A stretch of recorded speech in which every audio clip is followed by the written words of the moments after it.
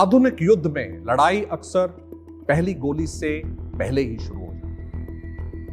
है। Electromagnetic spectrum में signal आपस में गूंजते हैं, भ्रम रहता है और असली लक्ष्य पहचाना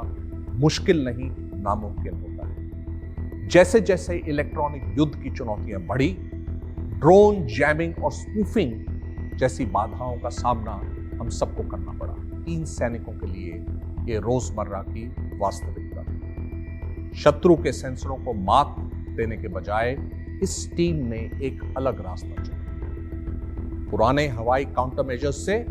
प्रेरणा लेकर उन्होंने एक ऐसा ड्रोन बनाया जो सिर्फ जिंदा नहीं रहता, बल्कि शत्रु की निगरानी प्रणालियों को भ्रमित करता है। परिणाम एक व्यावहारिक समाधान था जो टीम वर्क, सेंसर अनुभव और इलेक्ट्रॉनिक युद्ध क्षेत्र की समझ से तैयार किया गया हुआ एक नया उपकरण। इस इनोवेशन को इजाद करने का पर्पस ही यही था कि हम दुश्मन के रिसोर्सेज को, जो कि इन विद्युत चुंबकीय शक्ति या फिर इलेक्ट्रोमैग्नेटिक रेडिएशंस पे काम करने वाले जितने हमारे उपकरण हैं, उनको बर्बाद करने की जो इक्विपमेंट हैं, जो जैमर्स जिन्हें हम बोलते हैं, उनको हम टारगेट करना चाहते हैं। ये उनको एक ऐसा टारगेट प्रदान करेगा जिससे कि दुश्मन का जो ऑपरेटर है, EW ऑपरेटर और उनके सिस्टम है, एक तो वो इतने ज़्यादा ओवरवेल्म हो जाए और इतने ज़्यादा कन्फ्यूजन में हो जाए कि हमें इस उड़ते हुए ड्रोन का करना क्या है या ये हमारे लिए किस तरह का टारगेट है। और उसके बाद जब एक बार वो इसको एंगेज करते हैं एक पॉजिटिव टारगेट समझ के, तो हमारे पास एक सेफ ऑपरेशनल कॉरिडोर बनता है जिसको हम इलेक्ट्रोमैग्नेटिक कॉरिडोर बोल सकते हैं, जिसमें कि हमारे दूसरे स्वॉर्म ड्रोन्स, दूसरे इलेक्ट्रोमैग्नेटिक इक्विपमेंट्स, दूसरे सर्वेलेंस ड्रोन, दूसरे स्ट्राइक ड्रोन ईजिली ऑपरेट कर सकते हैं।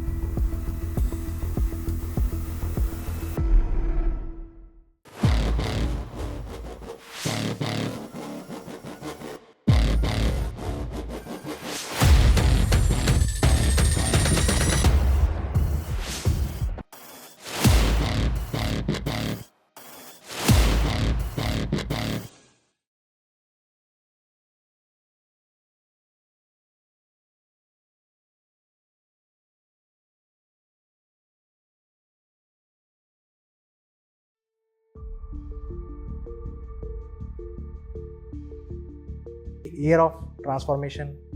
डिकेड ऑफ टेक्नोलॉजी एब्जॉर्प्शन, ये हमारे कॉन्सेप्ट ऑफ इंडियन आर्मी है जिसको कि हम अपने इंडियन आर्मी में एब्जॉर्ब करते जा रहे हैं। और इसी का एक हिस्सा है ड्रोन फ्लाइंग एब्जॉर्प्शन। आज अगर हम देखें तो इंडियन आर्मी का हर सोल्जर कैपेबल है ड्रोन बनाने में और उसको उड़ाने में। तो इस टेक्नोलॉजी को हैंड टू हैंड हर सोल्जर एक नॉर्मल वेपन की तरह यूज़ कर सके, ये हमारा कॉन्सेप्ट था, जिसके चलते कि इन्फेंट्री सोल्जर्स जो हमारे हैं उन्होंने इस ड्रोन को खुद बनाया, खुद पहले सीखा कि कैसे बनाना है और उसको एक ऑपरेशनल प्रोडक्ट के रूप में तैयार किया। अभी जो वर्ल्ड वाइड वॉर चल रहे हैं जिसमें ड्रोन ऑपरेशंस यूज़ हुए हैं, उसमें हमने देखा कि इलेक्ट्रॉनिक वॉरफेयर इन्वायरमेंट में और ऐसे contested electromagnetic radiation contested environment में जहाँ पे कि इन ड्रोन का ऑपरेट करना, इफेक्टिवली ऑपरेट करना बड़ा मुश्किल है। तो उस प्रॉब्लम को सुलझाने के लिए और उस प्रॉब्लम का सॉल्यूशन ढूंढने के लिए हमने एक कॉन्सेप्ट तैयार किया था डिसेप्शन का, जो कि हमारे वॉर्स के अंदर में बहुत पहले से यूज़ होता आ रहा है। कौटिल्य, सुन त्सु, चाणक्य सब ने इस बारे में बात करी है कि डिसेप्शन और दुश्मन को अचंभित करना ये हमारे वॉर्स का एक क्रिटिकल पार्ट है। तो उस चीज़ को हमने कन्वर्ट करने की कोशिश करी एक इलेक्ट्रॉनिक डिसेप्शन मीन्स में, जिसको कि हमने विस्मय के थ्रू रूप देने की कोशिश करी, जिसमें एक ड्रोन जिसके अंदर तरह तरह के फॉल्स फ्रीक्वेंसी जनरेट करने के लिए हमने इलेक्ट्रॉनिक पेलोड लगाए, उसको एक डिफरेंट तरह के पैटर्न्स जनरेट करने के लिए हमने प्रोग्राम किया, जो दुश्मन के सभी इलेक्ट्रॉनिक सर्च मेजर्स को जो उसमें हमारे टारगेट्स को ढूंढते रहते हैं उनको हमने अचंभित, जिसको कि हम विस्मय कह रहे हैं, करने के लिए हमने एक तरीका तैयार किया। जो इसके अंदर हमने इलेक्ट्रॉनिक पेलोड्स इस्तेमाल किए हैं वो एक बहुत ही large wide band electromagnetic spectrum को कवर करते हैं और उसमें इस तरह के पैटर्न्स को जनरेट किया जा रहा है, जो कि हमने खुद इन हाउस उसके पैटर्न्स को डिज़ाइन किया है कि जब दुश्मन उस पैटर्न्स को पढ़ता है या उस इलेक्ट्रोमैग्नेटिक रेडिएशन को देखता है तो उसको ये जज करने में कि ये किस तरह का टारगेट है, वो जज करने में उसको काफ़ी डिफ़िकल्टी होगी। और यही टाइम गैप जो हमारे लिए जनरेट हो रहा है और यही कन्फ्यूजन जो दुश्मन के माइंड में और जो उनके ऑपरेशनल कमांडर के दिमाग में पैदा हो रही है, यही हमारा टारगेट है जिसको हम अचीव करना चाहते हैं, ताकि हमें वो टाइम एडवांटेज गैप मिल सके, ताकि हम अपने दूसरे स्ट्राइक पैकेजेस को या जो हमारे दूसरे ड्रोन्स हैं या दूसरे हमारे इलेक्ट्रॉनिक इक्विपमेंट्स हैं उनको हम सही तरीके से सही दिशा में यूज़ कर सकें। अभी हमारे एक फॉर्मेशन में एक डेडिकेटेड ड्रोन लैब है जहाँ पे हम लोग बहुत सारे प्रोजेक्ट्स पे काम कर रहे हैं। तो ड्रोन हमने जब स्टार्ट किया था, हमने बेसिक नॉर्मल ड्रोन से स्टार्ट किया था, फिर हम FPVs पे आए, उसके बाद हमने ऑटोनमस ड्रोन बनाया, फिर हम लॉजिस्टिक पे आ गए। लेकिन अभी हमें ये पता है कि कोई भी वॉर सिनेरियो में जब एक ड्रोन ऑपरेट करेगा तो उसको EW कंटेस्टेड एरिया से क्रॉस करना पड़ेगा। तो कोई भी हम ड्रोन बना रहे हैं तो सबसे पहले ये ज़रूरी था कि क्या वो ड्रोन हमारा EW कंटेस्टेड एरिया में ऑपरेट कर पा रहा है या नहीं। तो इसके लिए लेफ्टिनेंट कर्नल पीयूष ने एक आइडिया दी कि आप एक एडिशनल टेलीमेट्री इसमें ऐड करो, और टेलीमेट्री ऐड करके क्या रिजल्ट आता है वो हमें बताओ। तो वो टेलीमेट्री ऐड करने के बाद हमने जब उसको इंटीग्रेट किया, हमने उसकी फ्रिक्वेंसीज को ऑसिलोस्कोप पे चेक किया, तो हम क्लियरली जो फ्लक्चुएशंस थी जो फ्रिक्वेंसी की वो नोटिस कर पा रहे थे। तो वो फर्स्ट स्टेप था जो इनिशियल आइडिया स्पार्क हुआ था। तो उसके बाद इन्होंने हमें मल्टीपल टेलीमेट्री पेलोड्स ऐड करने के लिए बताया एंड हमने वो सारी इंटीग्रेट की। तो फिर ऐसे करके इस ड्रोन पे हम और अपग्रेडेशन करते गए एंड ये ड्रोन अभी हमारा फाइनली एक सक्सेसफुल साबित हुआ। और इसका आइडिया हमने देखा कि जैसे फाइटर एयरक्राफ्ट होते हैं जो कि शेफ्ट जनरेट करते हैं एक एनिमी मिसाइल को डिसीव करने के लिए, तो हम कैसे ड्रोन से एक इलेक्ट्रोमैग्नेटिक शेफ्ट जनरेट कर सकते हैं, उसको आइडेंटिफाई करने के लिए, उस तरीके को इम्प्लीमेंट करने के लिए ड्रोन में हमने अलग अलग तरह के फ्रिक्वेंसी जनरेटर्स को प्रोग्राम करना शुरू किया। और वहाँ से हमारा ये आइडिया हम इसको एक प्रोडक्ट में कन्वर्ट कर पाए। ये खुद एक फ्लाइंग ऑब्जेक्ट है जिसके अंदर हमने एक तरह का पेलोड लगाया है डिसेप्शन के लिए, बट साथ ही साथ उसके अंदर कैमरा भी इंस्टॉल्ड है जो कि हमें सर्वेलेंस की कैपेबिलिटी भी देता है। उस सर्वेलेंस कैमरा को हमने अपने एक इंडियन आर्मी के थ्रू ही डेवलप्ड सॉफ्टवेयर जो कि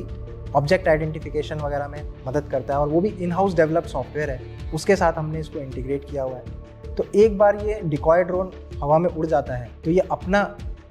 मेन काम करते हुए, जिसमें कि इसने एनिमी के EW रिसोर्सेज को डिसीव करना है, उसके साथ साथ ये उस जगह की पूरी जानकारी, विजुअल इन्फॉर्मेशन भी दे रहा है जिसको कि हम ग्राउंड में अपने सेंसरी इनपुट्स के थ्रू इंटीग्रेट कर पा रहे हैं। और हम आइडेंटिफाई भी कर पा रहे हैं कि दुश्मन के कौन कौन से टारगेट्स ज़मीन पे हैं जिनको हम टारगेट कर सकते हैं। तो डिसेप्शन के साथ साथ जो हमें ये विजुअल इनपुट्स दे रहा है और जो हमें खबर दे रहा है दुश्मन की ग्राउंड पे, उसको हम मद्देनज़र रखते हुए अपने दूसरे स्ट्राइक पैकेजेस को, जो मिसाइल्स हैं हमारे, हम उनको उसकी तरफ टारगेट कर सकते हैं। सबसे बड़ा चैलेंज तो इसमें हमारे लिए यही था कि हम पहले इस आइडिया को प्रोडक्ट में कैसे कन्वर्ट करें। इलेक्ट्रॉनिक शैफ्ट्स बोल देना बहुत आसान है, लेकिन इसके लिए जो इलेक्ट्रॉनिक एक्चुअल पेलोड्स बनाने, उन पेलोड्स को कन्वर्ट करना, एक फ्लाइंग ऑब्जेक्ट में कन्वर्ट करना, ये सबसे बड़ा एक चैलेंज था। उस चैलेंज के बाद उस प्लेटफॉर्म को जिसको हम बना रहे हैं उसको पॉजिटिव कंट्रोल हमारे पास रखना, ताकि वो हमेशा हमारे कंट्रोल में रहे और दुश्मन के हाथों में ना जाए, उसको बनाना एक दूसरा चैलेंज था हमारे लिए। तो हमने इसको एक स्टेप वाइज तरीके से हमने इसको पूरा किया। पहले हमने बेसिक ड्रोन बनाना शुरू किया, जो कि आज आप देख सकते हैं कि हमारे इन्फेंट्री सोल्जर्स इतने कैपेबल हो गए हैं कि जो पहले सिर्फ एक वेपन या सिर्फ एक इक्विपमेंट जो उनको दे दिया गया उसी को चलाना जानते थे, बट आज उन्होंने अपनी समझ से, अपनी सीख से और अपने परसिवरेंस से इतना प्राप्त कर लिया है कि वो उस ड्रोन को खुद बना पा रहे हैं। उसके बाद जो हमारे साथ के जितने हमारे इंडियन आर्मी के तकनीकी सोल्जर्स होते हैं, हर आर्म्स के, हर सर्विस के, हम सब ने मिल के उसके ऊपर काम किया और फिर हम धीरे धीरे एक इलेक्ट्रॉनिक पेलोड जनरेट कर पाए, जिसकी वजह से हम ये डिसेप्शन टेक्निक को कन्वर्ट कर पाए एक एक्चुअल प्रोडक्ट में। और इसको हमने अपने फॉर्मेशन लैब्स में इंडियन आर्मी के रिसोर्सेज, इंडियन आर्मी की जो हमारे कमांडर्स हैं जिन्होंने हमें इसके ऊपर इनिशिएटिव को सराहना दिया और हमें आगे काम करने के लिए प्रोत्साहित भी किया, तो हम इसको एक चैलेंज को हम एक प्रोडक्ट में कन्वर्ट करें।